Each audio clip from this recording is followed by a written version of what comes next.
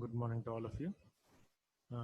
Let's start our new topic from the theory of machine subject and unit 1, that is per gear. Actually, we had discussed this topic, law of gearing, before also, but still this is an important topic. So we are revising the same topic again, okay, with the help of a different tool. Previously we had used chalk and talk method. Now here we are using with this kind of presentation. Okay. Now, what law of gearing is? Law of gearing is nothing but an condition for constant velocity ratio. Now, why we need constant velocity ratio? Suppose if there are two different gears, as you can see over here is gear 1 is there and gear 2 is there. Okay. If there are two different gears, okay,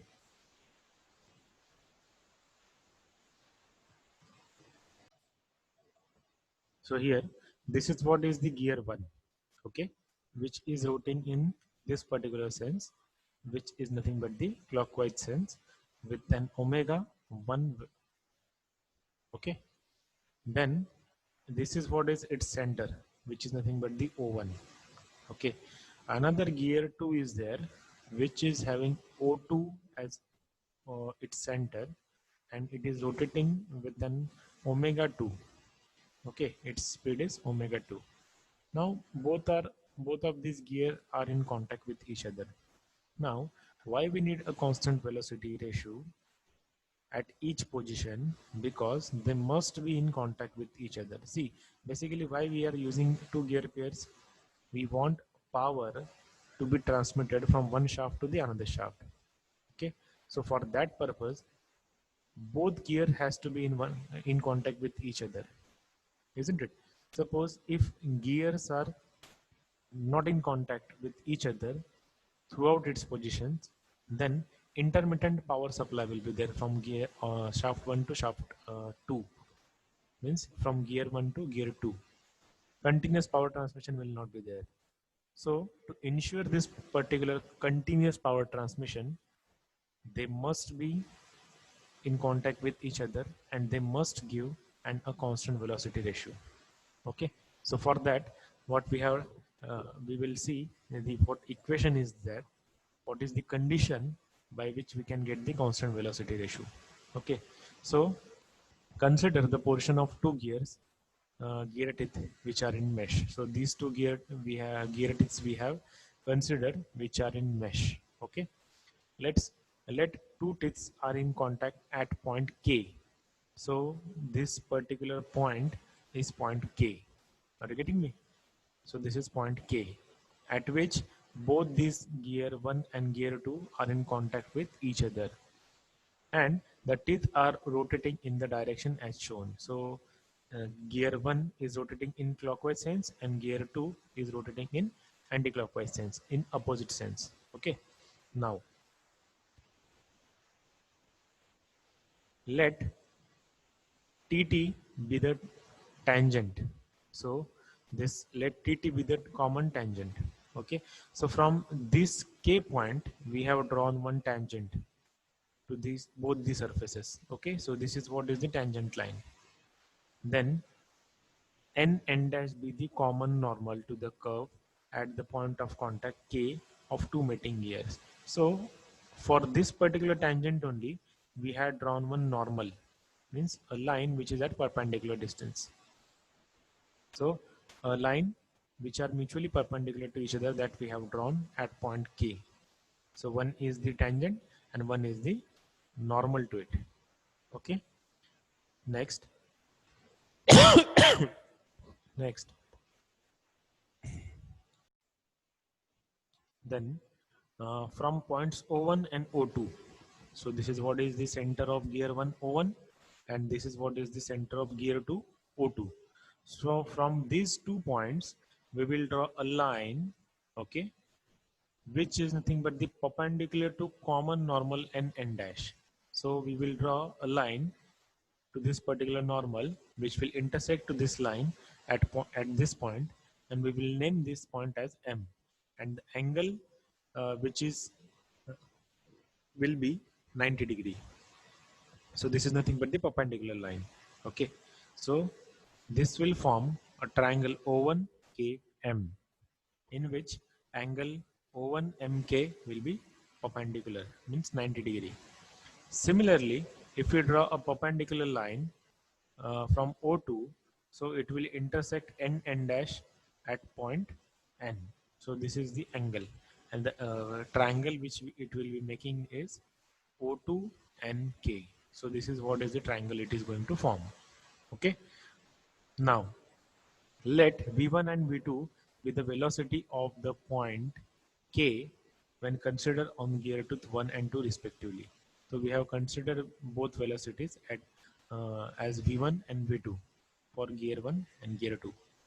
Now component of the velocity v1 along n dash. So one component of the velocity of gear 1 will be there and one component of the velocity of the gear 2 will be there. So and that will be along n dash.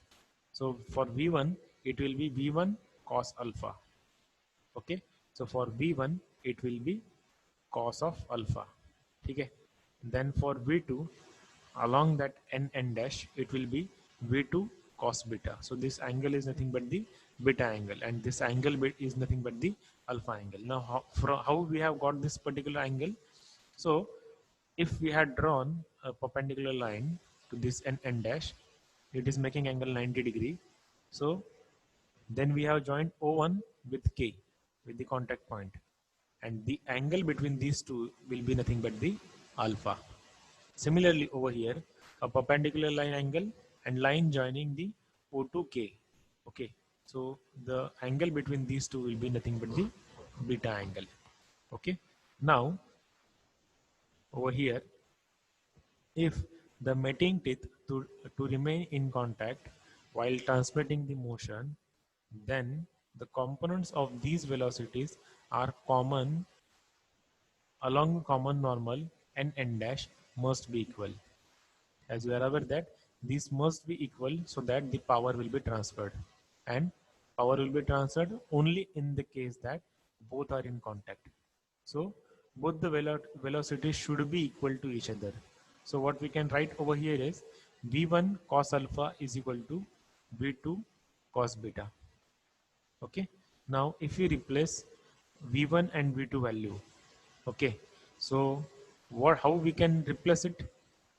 V1 will be omega 1 into OK, O1K, omega 1 into O1K into cos of alpha will be equal to omega 2 into O2K, omega 2 into O2K into cos of beta.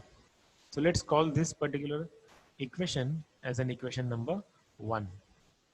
Now from triangle O1MK, so O1MK, if we consider this particular triangle, what we can write for cos alpha is O1M upon O1K. Okay, so let's mark this particular equation cos alpha is equal to O1M upon O1K as an equation number 2. Similar case we can write down for triangle O2NK. So for O2NK, what we can write down? Cos beta is O2N upon O2K. And let's call this as an third equation.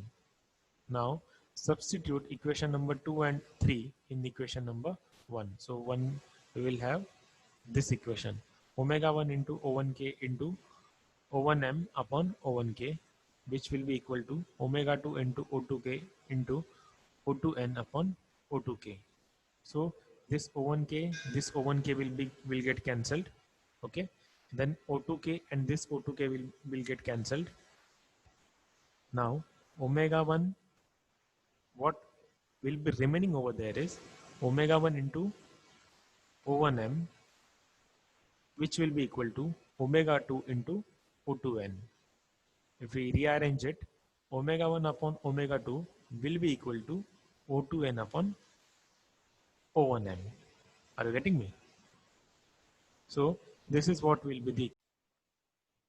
So what we have received an equation is omega 1 upon omega 2, which is equals to O2n upon O1m. That is what is the equation number 4 we can write down. Now, consider triangle O1MP. O1, M and P, this larger triangle. Okay. See, this P is nothing but the pitch point. So this triangle we are going to consider, and O2NP, O2NP. So again, this triangle we are going to consider, O2NP.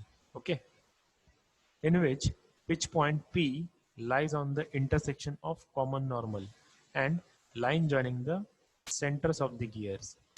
Okay, now where it is lining this pitch point, it is lining on the intersection of this common normal line and the center line of these two gears, and that is nothing but the pitch point P.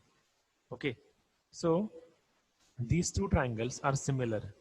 Then we can write like this: O2n upon O2p.